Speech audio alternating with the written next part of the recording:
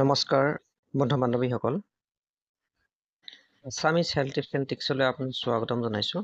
এই ভিডিঅ'টোত আলোচনা কৰিবলৈ ওলাইছোঁ মাথা বিষৰ সমস্যা আৰু ইয়াৰ কাৰণ আৰু ইয়াৰ কেইটামান প্ৰতিকাৰৰ বিষয়ে। সেয়েহে ভিডিঅ'টো বহুত ইম্পৰ্টেণ্ট হয় আৰু এই ভিডিঅ'টো সম্পূৰ্ণৰূপে চাবলৈ মই অনুৰোধ জনালোঁ। লগতে মোৰ এই চেনেলটোক ছাবস্ক্ৰাইব কৰিবলৈ অনুৰোধ জনালোঁ। মাথা বিষৰ সমস্যা এটা অতি জটিল সমস্যা হয় আৰু এই সমস্যা প্ৰায় মানুহৰে হয় আৰু এই সমস্যাৰ বহুতো কাৰণ আছে। এই কাৰণসমূহৰ ভিতৰত মুখ্য কাৰণসমূহ হৈছে ক্ৰমে ডিহাইড্ৰেশ্যন অৰ্থাৎ দেহত পানীৰ অভাৱ। বহুত মানুহ আছে যে খাদ্য খোৱাৰ পিছত পানী বহুত কমকৈ খায় বা দিনটোত পানী তেনেকৈ নাখায়। গতিকে ইয়াৰ ফলত কি হয়, মগজুত পানীৰ পৰিমাণ কমি যায় আৰু ৰক্তচাপ কম হৈ যায়। ইয়াৰ ফলত মাথা বিষৰ সমস্যাই দেখা দিয়ে আৰু এই সমস্যা অতি জটিল হৈ পৰে। বন্ধু বান্ধৱীসকল, ইয়াৰে ২ নম্বৰ কাৰণটো হৈছে মোবাইল, টিভি বা লেপটপ আৰু কম্পিউটাৰ অতিকৈ ব্যৱহাৰ কৰা। ইয়াৰ ফলত মাথাৰ বিষ হ'ব পাৰে, যিহেতু আমাৰ চকুত প্ৰভাৱ পৰিব পাৰে আৰু এই প্ৰভাৱৰ ফলতেই মাথা বিষৰ সমস্যাই দেখা দিয়ে। বন্ধু বান্ধৱীসকল, ইয়াৰে ৩ নম্বৰ কাৰণটো হৈছে টোপনিৰ অভাৱ। যদি এজন মানুহে ৬ৰ পৰা ৮ ঘণ্টা পৰ্যন্ত নুশুৱে বা টোপনি নামাৰে, তেনে ক্ষেত্ৰতো এই সমস্যাই দেখা দিব পাৰে। আজিকালি প্ৰায় মানুহেই মোবাইল দেৰিলৈকে চায়, কমে ১২টা বা ১টালৈকে চায়। ইয়াৰ পিছত টোপনি মাৰে যদিও ভালকৈ টোপনি নাহে। গতিকে তাৰ ফলত ২ ঘণ্টা বা ৩ ঘণ্টা মানুহে শুৱে। এনে যদি কৰা হয় তেন্তে এই মূৰৰ বিষৰ সমস্যাই দেখা দিব পাৰে। বন্ধু বান্ধৱীসকল, ইয়াৰে পিছৰ কাৰণটো হৈছে ভাল আহাৰ গ্ৰহণ নকৰা। যদি আমি ভালকৈ আহাৰ নাখাওঁ বা ভাল আহাৰ নাখাওঁ তেন্তে আমাৰ তেজৰ পৰিমাণ কমি যায়, লগতে তেজত থকা যিবোৰ পদাৰ্থ থাকে সেইবোৰ কমি যায়।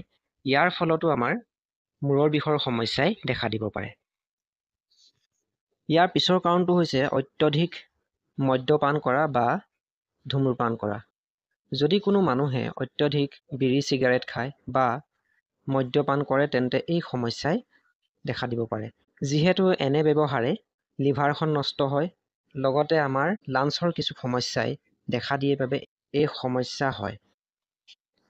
বন্ধু বান্ধৱীসকল, ইয়াৰে পিছৰ সমস্যাটো হৈছে মানসিক চাপ বা ষ্ট্ৰেছ লোৱা। বহু সময়ত দেখা যায় যে বহুত মানুহেই ষ্ট্ৰেছ লয় বা চিন্তা কৰে বা ডিপ্ৰেশ্যনত যায়, লগতে ভয় ভাৱ কিবা আহে। গতিকে যদি এনেকুৱা ধৰণৰ ভয় ভাৱ আহে বা চিন্তা চৰ্চা কৰি থাকে বা খুব আৱেগিক হৈ থাকে, গতিকে এনেকুৱা ধৰণৰ মানুহৰো এই সমস্যাই দেখা দিব পাৰে। ইয়াৰ পিছৰ কাৰণটো হৈছে মানুহৰ বেমাৰ আজাৰৰ কাৰণেও এই মূৰৰ বিষৰ সমস্যাই দেখা দিয়ে, যেনে ব্লাড প্ৰেছাৰ কমি যোৱা বা বেছি হ'লেও এই সমস্যাই দেখা দিয়ে, লগতে জ্বৰ আদি হ'লেও এই সমস্যাই দেখা দিব পাৰে। বন্ধু বান্ধৱীসকল, পৰিৱেশৰ কাৰণেও এই মাথা বিষৰ সমস্যাই দেখা দিয়ে, যেনে ৰ'দলৈ খুবকৈ চালেও এই মাথা বিষ হয়, লগতে যদি খুব চাউনত যদি গান শুনা হয়, গতিকে তেনে ক্ষেত্ৰতো এই সমস্যাই দেখা দিয়ে, লগতে খুব বেয়া গোন্ধ আদি যদি পোৱা হয় তেতিয়াও এই সমস্যাই দেখা দিব পাৰে।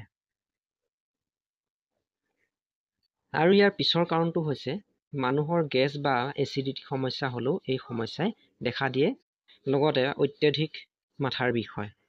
ইয়াৰ পিছত আৰু এটা বিশেষ কাৰণ হৈছে, আৰু সেই কাৰণটো হৈছে মহিলাসকলৰ মাহেকীয়া সমস্যা হ'লেও এই সমস্যাই দেখা দিব পাৰে, যিহেতু তেওঁলোকৰ যিখিনি হৰমন থাকে আৰু তাত যদি কিবা গৰ্বৰ হয়, গতিকে তেনেকুৱা ক্ষেত্ৰতো এই মাথা বিষৰ সমস্যাই দেখা দিব পাৰে।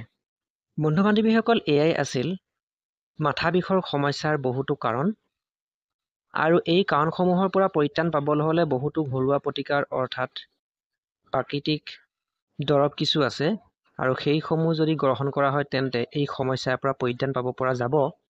গতিকে মই এই ভিডিঅ'টোত আলোচনা নকৰোঁ, যিহেতু এই ভিডিঅ'টো বহুত দীঘল হৈ যাব, আৰু যদি আপোনালোকে বিচাৰে তেন্তে মই ইয়াৰ পিছৰ ভিডিঅ'টোত এইসমূহ আলোচনা কৰিম। আপোনালোকে কমেণ্ট কৰি জনাব যদিহে পৰামৰ্শসমূহ আপোনালোকক লাগে। ভিডিঅ'টো সম্পূৰ্ণকৈ চোৱাৰ বাবে ধন্যবাদ।